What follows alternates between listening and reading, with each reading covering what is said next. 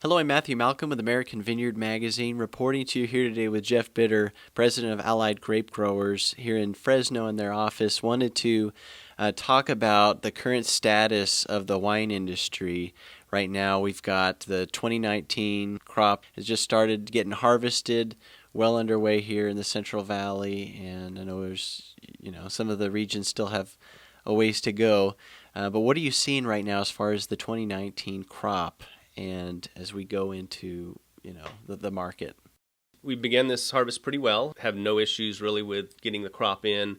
Winery scheduling's been nice. The crop is not picking out probably as big as we originally thought. I think people were saying average to average plus in size. I wouldn't say it's a short crop, but it's probably not too much of a plus-sized crop. So we're closer to average overall. A couple varieties have seemed on the short side. Maybe Pinot Grigio is one of them, picked a little short so far. But we're still on the front end of harvest. This is the second week of September now.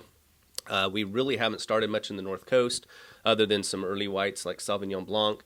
And so we don't have a complete gauge yet on what this harvest is going to bring in terms of crop size. From the last report we did together, you'll remember that we were talking about the impact of the May storm series and how that impacted the coast differently than the interior. And so we'll see perhaps what the result of that was once we start to harvest now, getting into September. Right. So, another thing we've talked about recently was the fact that, inventories are pretty high. We got all this wine in the tanks. And concerned about space for them. What's happened, since then? Yeah, so capacity is definitely an issue this year. One of the themes that we're hearing over and over from buyers is that they're limited on tank space this year. They're carrying inventory.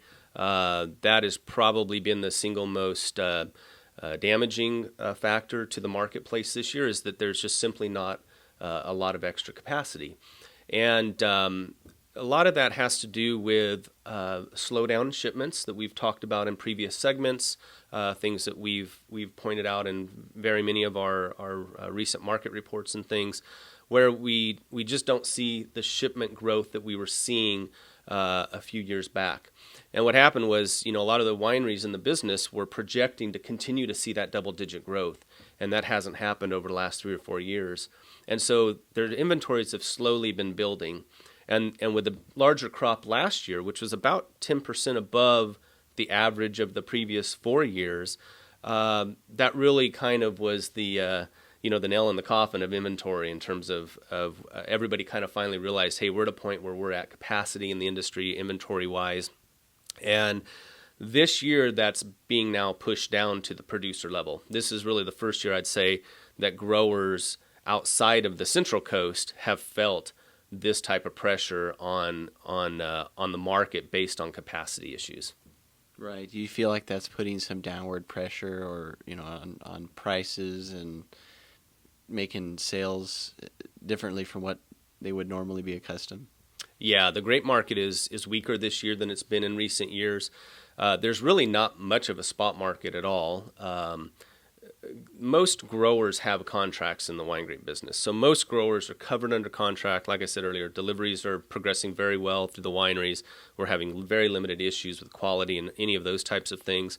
But anybody that finds themselves on the spot market, particularly in the coast and in the northern interior, is probably going to experience some pricing that is at or below cost of production. Now, speaking of contracts, I know there were some growers up and down the state, or even in Oregon and Washington, that had contracts that lost, they got rejected shipments due to smoke taint. Mm-hmm. And do you see any of those issues kind of happening this year? I know there's been some wildfires. Have they impacted the wine grape industry? So as of today, there has been no impact at all from smoke exposure in wine grapes in California. What we have seen is very limited situations of quality issues and subsequent rejections because of mildew. And that's been primarily in Chardonnay in the coastal areas. So that is the only thing I can point to today that is definitively a problem in certain areas. And it's very limited to regions and specific vineyards. But that has been, if we had to identify the problem of the year so far, that's been it, has been mildew and Chardonnay. Yeah. Well, hey, hopefully nothing more than that. I know there's still ways to go to harvest this year, but wishing everybody the best, and look forward to having Jeff come and speak and give the state of the industry reports at our annual expos this year, coming up in November, the Sonoma Grape Expo and the Grape Nut and Tree Fruit Expo. So we look forward to hearing from you then. I'm Matthew Malcolm, CaliforniaAgNet.com.